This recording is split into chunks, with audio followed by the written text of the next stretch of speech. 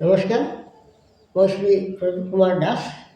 আজি আকৌ মই আন এটা অংক আপোনালোকৰ মাজলৈ লৈ আহিছোঁ, যিবিলাক মানে ADREত আহিব সম্ভাৱনা আছে। গতিকে অংকটো চাওক। 6ৰ 5% মানে কিমান হ'ব? এইটো উত্তৰত দিয়া আছে। ইয়াৰে কোনোবা এটাত ইয়াৰ শুদ্ধ উত্তৰটো আছে। এইটো আমি নিৰ্বাচন কৰিব লাগে। অংকটো কৰিলেহে আমি উত্তৰটো পাম।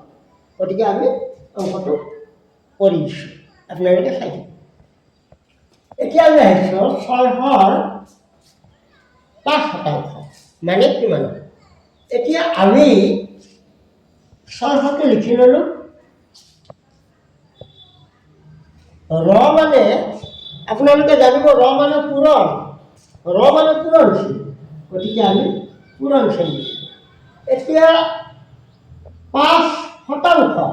শতাংশ মানে 100, অৰ্থাৎ 100/5।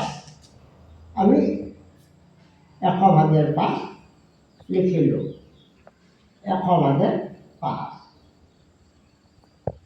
এইটো। এতিয়া এইটো হৈছে গোট সংখ্যা, অখণ্ড সংখ্যা। অখণ্ড সংখ্যাবিলাকৰ তলৰ ফালে সাধাৰণতে এটা 1 থাকে। এইটো জানিবলগীয়া, চবেই জানে। তথাপিতো আপোনালোকৰ জ্ঞাতাৰ্থে মই কৈ দিছোঁ, এইটো এটা অখণ্ড সংখ্যা। অখণ্ড সংখ্যাবিলাকৰ তলত এটা 1 থকা বুলি মনতে ভাবি ল'ব লাগে। গতিকে 1 পূৰণ 100। 1 পূৰণ 100, তাৰমানে 1 পূৰণ 100 মানে হ'ল 100। আৰু ওপৰত 600 পূৰণ 5। গতিকে 600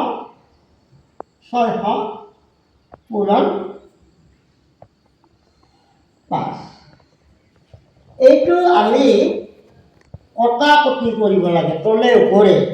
যদি আমি কটাকটি কৰি দিওঁ, 10ৰে হৰণ কৰি দিলোঁ, 10 থাকিল। এইটো 10ৰে হৰণ কৰি দিলে 60 থাকিল। এইবাৰ আকৌ 10ৰে হৰণ কৰি দিলোঁ, 10ৰে হৰণ কৰিলে 1 থাকিল। আৰু 60ক 10ৰে হৰণ কৰি দিলে 6 থাকিল। এতিয়া তলৰ ফালে আমাৰ সংখ্যা নাই, অৰ্থাৎ 1 থাকিলে লিখিব নালাগে। গতিকে তলৰ ফালে আমাৰ সংখ্যা নাই, নহ'ব লাগিলে ওপৰত থাকিল 6 পূৰণ 5, অৰ্থাৎ 30। তলৰ ফালে সংখ্যা লিখিব নালাগে, 30। এই 30 কেইটা ইয়াৰ শুদ্ধ উত্তৰ। এই 30টো আমি চাই ল'লোঁ উত্তৰমালাত ক'ত আছে। দেখিলোঁ ইয়াত উত্তৰটো আছে। গতিকে এই ধৰণে আপোনালোকে, যদিও অংকটো সৰু, তথাপিতো খুব দৰকাৰী অংক। গতিকে এনেকুৱা অংকবোৰ আপোনালোকে চাই থাকিব, নিশ্চয় আপোনালোকৰ কামত আহিব।